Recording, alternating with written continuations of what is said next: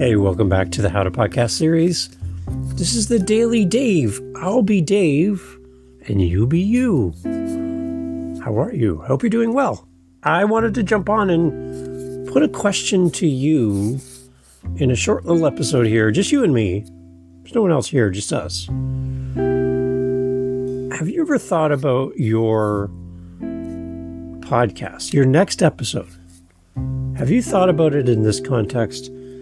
Say you've done podcasting for a little while and you have, 10 episodes, 20 episodes, 100 episodes. I have one show, I'm getting close to 300 episodes in 2 years. It's a lot of episodes. Have you ever put some thought into the idea that on episode 100, that you're going to have a listener that's going to walk through the door for the very first time on episode 100. They don't know anything that's going on. They haven't heard any of the other 99 episodes. Episode 100 is their very first time hearing your voice, hearing your show. And I want to ask you a question. When you design your podcast episode, who are you thinking about? Who is in your mind? Are you thinking of your community? You know, when you get those messages through your SpeakPipe at howtopodcast.ca and you leave a message for me, are you thinking of those people? Are you thinking of those numbers that you see on your analytics, where you can see the country and how many people and what they're listening on and how many listens per episode and how long they listen? Are you thinking of them? Or, are you thinking of the person who just walked through the door? They're brand new to the party. They have no clue what's going on, but they heard good things, or they found you somehow, and here they are, kind of looking to their left, looking to the right, seeing this crowd of people who love and adore your podcast.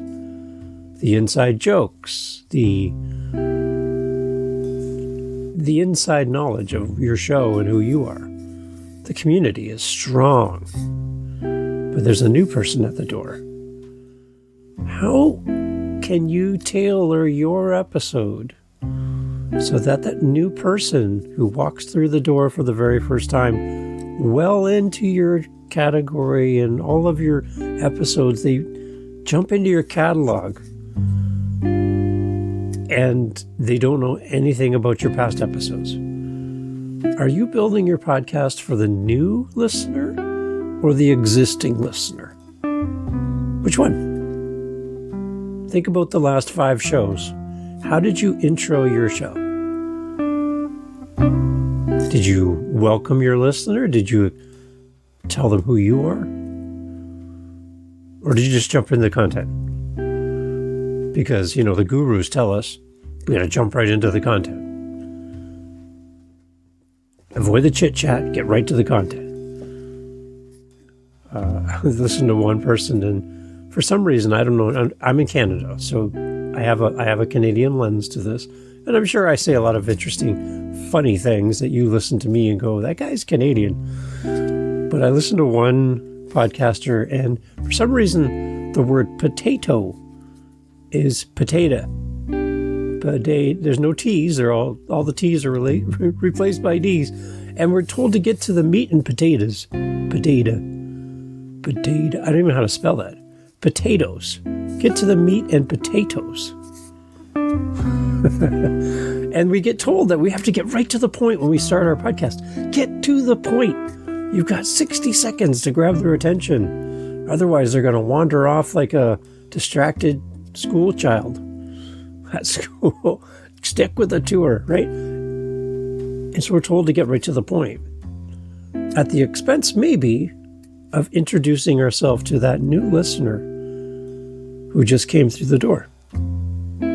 So my challenge for you and to myself is to think often, what would it be like to walk into your podcast for the very first time, knowing nothing about you, knowing nothing about your content, knowing nothing about the 99 episodes, the 15 episodes, the 4 episodes that you've done already, and they show up today to your newest release, your newest episode, and they know nothing about you. Are you going to welcome them? Are you going to let them in on what it's like to be part of the community, who you are, what the show is about, what they can take with them when they leave this episode? Are you thinking about your new listener when you record your episode? I would love for you to, with that lens, with that in mind, go back and listen to a couple episodes of your own show. Side note, make sure that you subscribe to your own show. Some people are like, well, I don't want to listen to my own show. You might be surprised. I hear people who go on and on about how they're a great podcast editor, and when I listen to their show, they forgot their edits. They'll do stuff like this. So then I went to the one more time. So then I went to the, and they leave all that in, and they're a podcast editor. So I would suggest you listen to your show, especially if someone else is editing for you, to make sure that you have a good quality podcast going out into the world. Listen back to some of your old episodes and make sure you're being inclusive of your new listener. When I come through the door into your podcast, I want to feel welcomed. I want to feel like I belong here. I don't want it to feel like the first day of grade 9 in high school and you're trying to figure out, where do I go? Who are all these people? What is this class? Who is the teacher? What's the subject? Am I in the right room? Welcome your listeners. Welcome your guests. Be a very accommodating and welcoming host on your next episode. I think it's going to help you to retain that audience member who maybe came at the suggestion of a friend. And they said, oh, you got to check out this podcast. It's amazing. You got to check out Whitney's podcast, the Impostrix podcast. It is so good. Whitney is amazing. And make sure when that person comes to the door for the first time that they feel welcomed, accepted, and, to use a word that Whitney would use, validated as they walk through the door. Build your podcast episodes not just around the audience you have, but the audience that shows up. Every week, there'll be a new person walking through that door, and you need to make sure that they feel just as at home and just as welcomed as the audience member that has been with you from day one. Build a great community by including everyone. Even those that don't fit your ideal listener and who you're targeting with your podcast. Make sure everyone feels welcome when they come into your podcast. If you need help with a great intro, if you need help with your podcast, you have any question about podcasting, we're not just pals here. We're not just podcast pals. We're podcast family at the How to Podcast series, and I would love to help you in any way possible. So reach out to me, howtopodcast.ca, and let's chat about your show. And if you're interested in coming on the podcast to be a guest co-host, jump in that seat, share your podcast journey, promote your podcast to all the How to Podcast family, then I would love to have you do that as well. howtopodcast.ca. Everything you need is there. One spot. Go check it out. That's my website built on Canva, by the way. So if you want a website on Canva, it's possible. Check out my website and let me know what you think of it.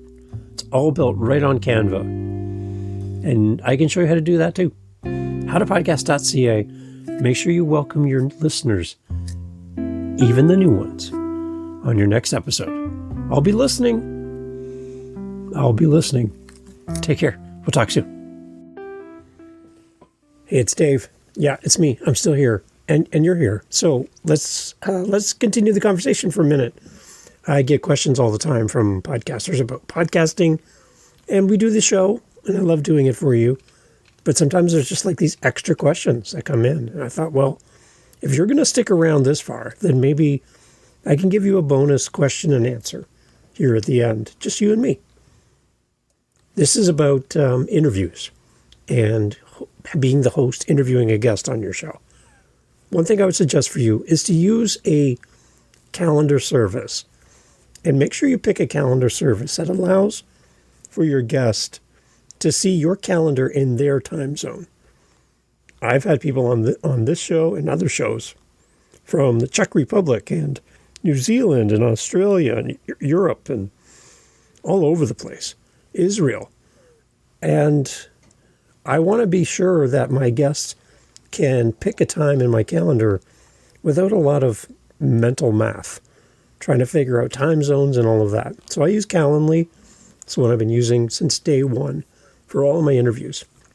I've got over 2,000 episodes, and it's been pretty bulletproof for me. I like to use the notes feature within each of the calendar invites. It's a great way for me to keep track of my guests. I always put in the notes information about my guest. I put even in the information for myself to keep myself organized. So I always put the name of the podcast, because I have multiple shows, the name of the podcast in the calendar notes. I put pre, meaning pre-interview date. Then I have invite, meaning I've sent them an invite for recording. I put the date in there. And then I put recording. And that just means the date that we've actually recorded the episode. That way I can see at a glance if I've done a pre-interview, but I haven't sent the invite. If I've sent the invite, but we haven't done the recording yet. It helps me just kind of keep in track. And it's really searchable through the search functions. You can search by email. And another thing, too, is if I have a guest come on my show and they are from a PR agency, I put the PR agency in the notes as well, because generally the emails are going to the PR agent first over the guest. And I want to be able to find the guest in the future. So it's a great way to do that. You can also download the information from Calendly as well. So it's a great tool. Just make sure that the tool you pick, whatever it is, Calendly, whatever, that you have a way for people to see your availability in their time zone. It's going to save you so much time and frustration and them not showing up. I also, one other bonus tip is I turn on the notifications, and you can set it, but I have mine set for, I think it's 24 hours before the actual meeting, which just fires off a text to them and an email. Just say, hey, just a reminder, you're meeting Dave tomorrow at 3 p.m. And it's nice for them just to kind of see that. Turning that on, that setting, has reduced the amount of no-shows. But I still have a lot of no-shows. So having a good calendar system in place will really help you.